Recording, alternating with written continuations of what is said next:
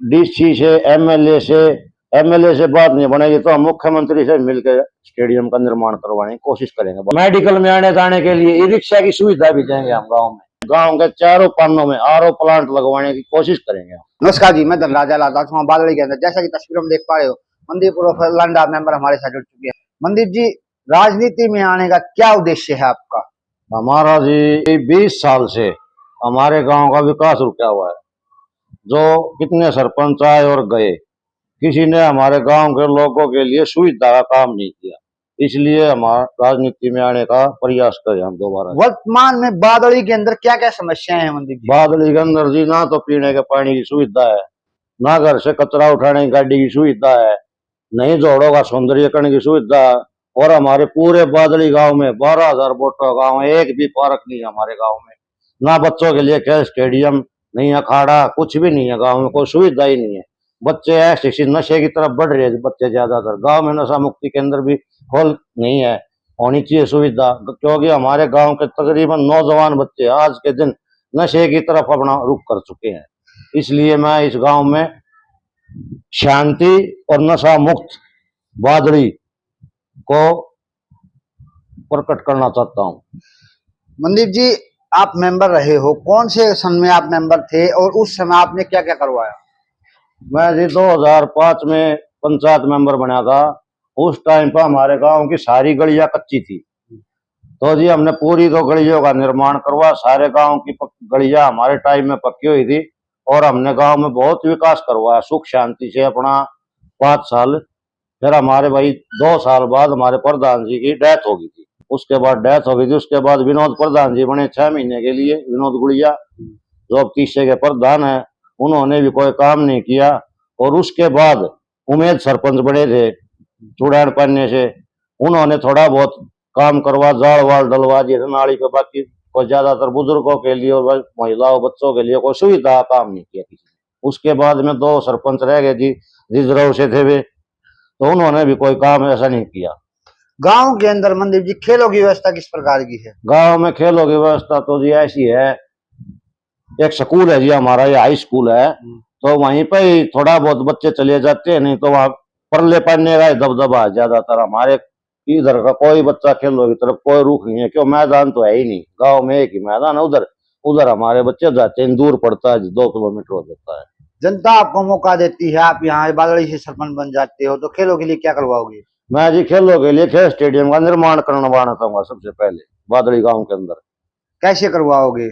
पंचायती जमीन का तबादला करेंगे गांव के नजदीक, और डीसी से एमएलए से बात नहीं बनेगी तो हम मुख्यमंत्री से मिलकर स्टेडियम का निर्माण करवाने की कोशिश करेंगे। आप स्टेडियम पक्का लेगा? हाँ जी, पक्का लेके आएंगे स्टेडियम, ये गारंटी दो? हाँ जी, गारंटी देते हैं स्टेडियम की। खेलों को बढ़ावा दोगे? खेलों को, शिक्षा को, और बेरोजगार जो बच्चे हैं उनको कंपनियों में काम दिलाने का भी काम करेंगे हम। आपने शिक्षा व्यवस्था की बात की, शिक्षा व्यवस्था किस प्रकार की है यहाँ? शिक्षा व्यवस्था जी तो जी इस प्रकार की है कि सरकारी स्कूल है, सरकारी स्कूल तो खाली पड़े रहते हैं जी। प्राइवेट स्कूलों में ज्यादातर बच्चे जाते हैं, और लड़कियों का स्कूल है जी, उसमें अच्छी पढ़ाई होती है हमारे गांव में। बाकी जो लड़कों का स्कूल है उसमें कोई ऐसी सुविधा नहीं है जो हमारे बच्चे पढ़ सके। अभी निर्माणाधीन है स्कूल हमारा, तो उसके बाद देखते हैं क्या होता है। हम कोशिश करेंगे कि उसमें बढ़ावा दे, ज्यादा से ज्यादा बच्चों का दाखिला करवाएंगे। आप यहाँ से सरपंच बन जाते हो, तो जिस प्रकार आपने बताया जो बच्चों के, लड़कों के स्कूल में संख्या कम है, इस संख्या को बढ़ाने के लिए बच्चों की क्या प्रयास रहेंगे आपके? इस संख्या को बढ़ाने के लिए हम घर घर जाके सभी से निवेदन करेंगे कि अपने बच्चों को सरकारी स्कूल में प्रवेश दिलाए, ना कि प्राइवेट स्कूलों में भेजकर अपने बच्चों का भविष्य खराब करे, और ना ही ज्यादा पैसा बर्बाद हो हमारे गाँव वासियों का। मंदिर जी, गांव में पीने के पानी की व्यवस्था किस प्रकार की है? गांव के पीने के पानी की कोई व्यवस्था नहीं है, बाहर से लाना पड़ता, जोड़ से, नहर से, वहां से लेके आना पड़ता। बाकी कोई सुविधा नहीं है पीने के पानी की गाँव में। तो आप यहाँ से प्रधान बन जाते हो, तो पीने के पानी की व्यवस्था को लेकर क्या प्रयास रहेंगे? मेरा जी, मैं यहाँ से अगर सरपंच बनता हूँ तो मेरा पीने के पानी को लेकर ये प्रयास है, मैं अपने गांव के चारों पानों में आरओ प्लांट लगवाने की कोशिश करेंगे। गांव की गलियां किस प्रकार की है? गांव की गलियां ठीक है जी, बिल्कुल ओके है। गांव में क्या स्ट्रीट लाइट लगी हुई है? नहीं लगी हुई सर। तो इसके लिए हम सोलर लाइट लगवाने की कोशिश करेंगे गांव की हर गली में, हर और खंबे पे एक सोलर लाइट होनी चाहिए रात को चढ़ने के लिए। गांव में सीसीटीवी कैमरे लगे हुए हैं कि नहीं लगे? वो चालू नहीं है, चालू नहीं है। हम कोशिश करेंगे। लगने के गाँव बाद चालू क्यों नहीं करी आप उनको? ये जी सरपंच की अनदेखी, जो पुराना सरपंच था अमित सैनी, ये उसकी अनदेखी है।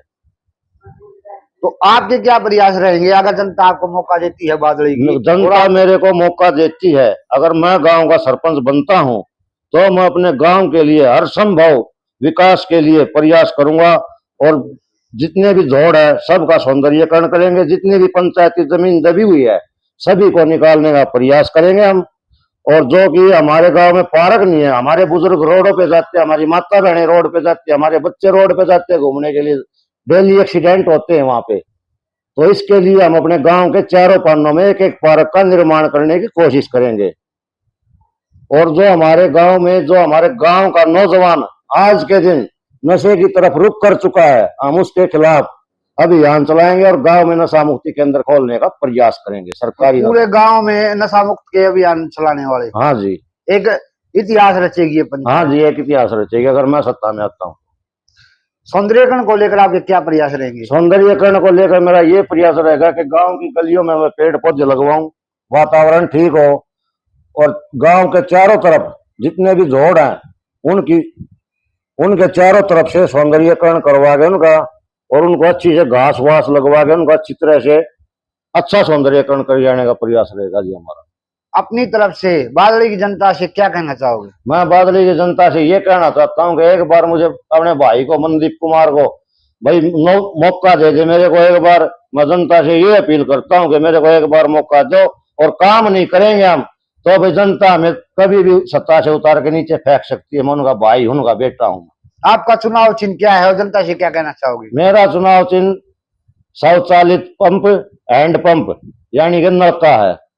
तो मैं जनता से ये कहना चाहूंगा कि भाई मेरे को एक मौका दो, मैं भाइयों के साथ खड़ा रहूंगा हमेशा सदा के लिए, और जो भी मेरे को काम बताएंगे मैं उस पर सदा तत्पर रहूंगा, और निस्वार्थ भाव से अपने गांव की सेवा करता रहूंगा। और बुजुर्गों के लिए पेंशन और मेडिकल में आने जाने के लिए ई रिक्शा की सुविधा भी देंगे हम गाँव में। ई रिक्शा की सुविधा? हाँ जी, फ्री निःशुल्क। कहाँ से कहाँ तक है?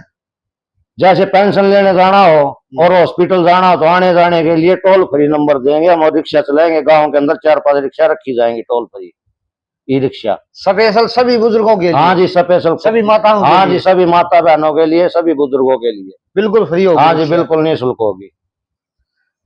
कमाल हो गया वास्ते। भाई मनदीप जी ने ऐलान कर दिया अगर बादली की जनता इनको मौका देती है तो बादली की जनता के लिए, बुजुर्गों के लिए, महिलाओं के लिए फ्री ई रिक्शा की सुविधाएं देने का सबसे बड़ा काम करेंगे।